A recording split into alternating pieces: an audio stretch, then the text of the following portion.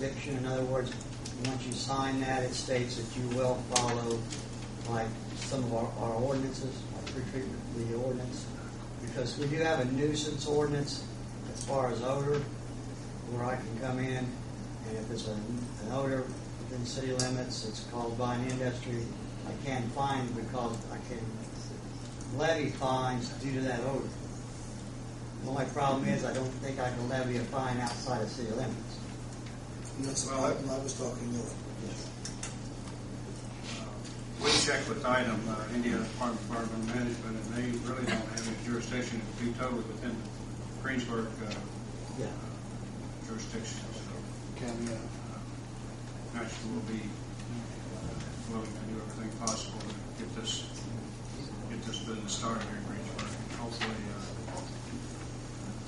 we can add more people. Basically, one other large reason why a facility like this is needed.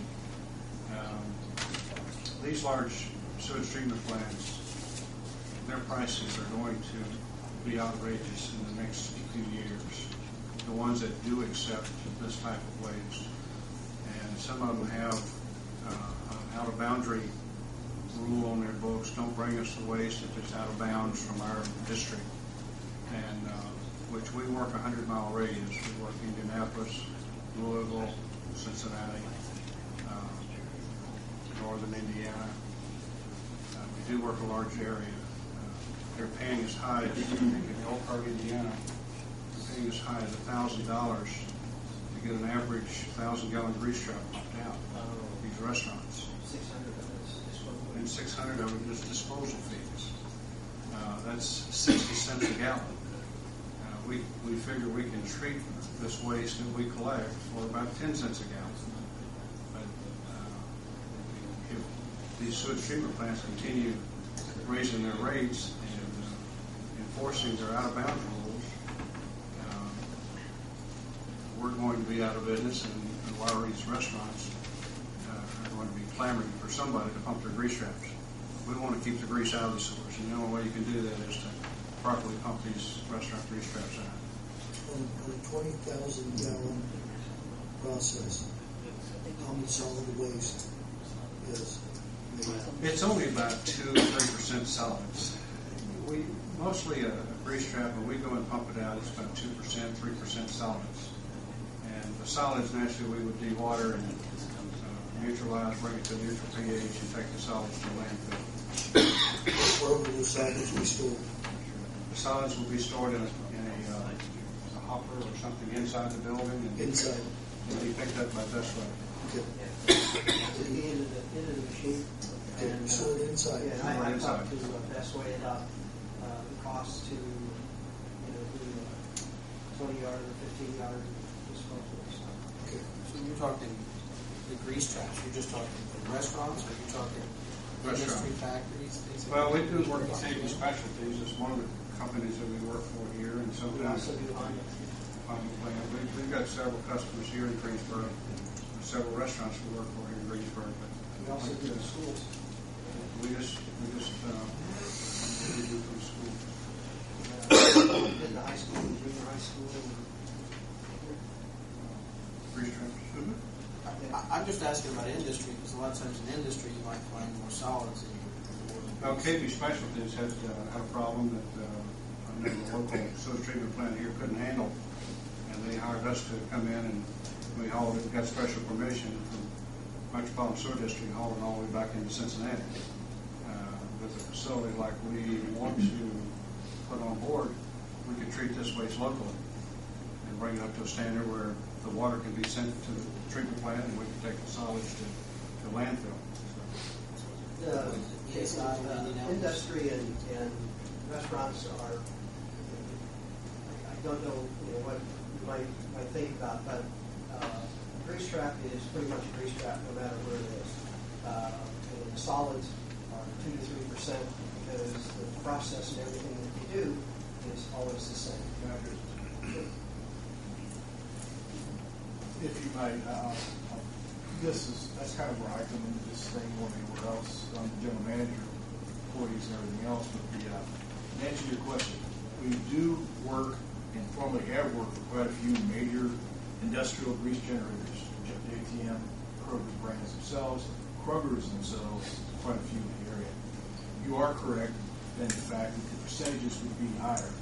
But by using a belt press type system, and this goes into the factors into the flow rate, the receiving that we be generating on the receiving plant, the press has to slow down in order to maintain the discharge.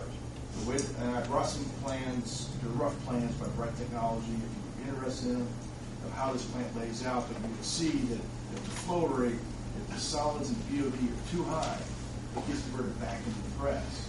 So it's redone, for lack of a better term, which reduces the solids until it meets the rates.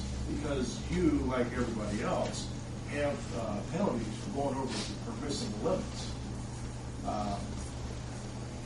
So I really wanted to get that. I knew where you were going with industrial. There's a possibility, real possibility, those industrial customers will come back to us because of the rates that are going to be experienced by yourselves, the generators in some aspects, as well as everybody else.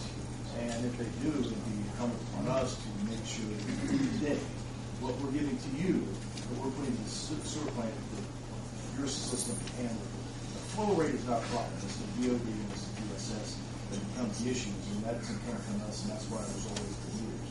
And it's up to us to catch it before it comes to you, where we get paid with fines higher than what we're treating for, quite frankly.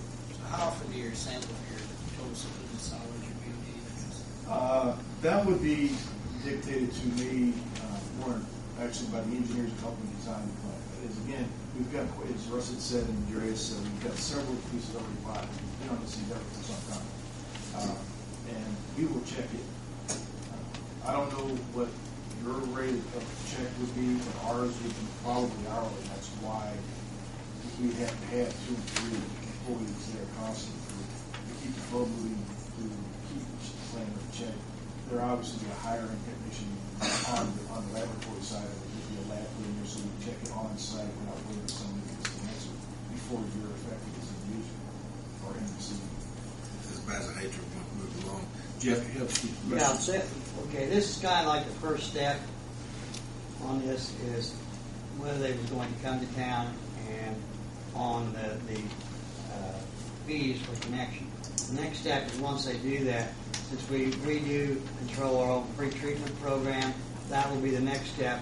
They'll give us the plans, we'll go through those, we'll set them up a schedule. Kathy Rich is our pre-treatment coordinator. She has to issue a pre-treatment permit, and that pre-treatment permit has to come back to the Board of Works to be approved before they can discharge. So how much time do we need here, Jeff, to determine what we can do if we want this business in town? I mean, not that we don't want your business in town, but can we handle what you have to process? As long as they meet all pre-treatment, their BOD discharge, their total suspended discharge, or increased discharge, the plant will handle it. Because it's not much more or any more than normal household waste. That in other words, BOD's 200 milligrams per liter, I believe, which is what normally comes out of a household.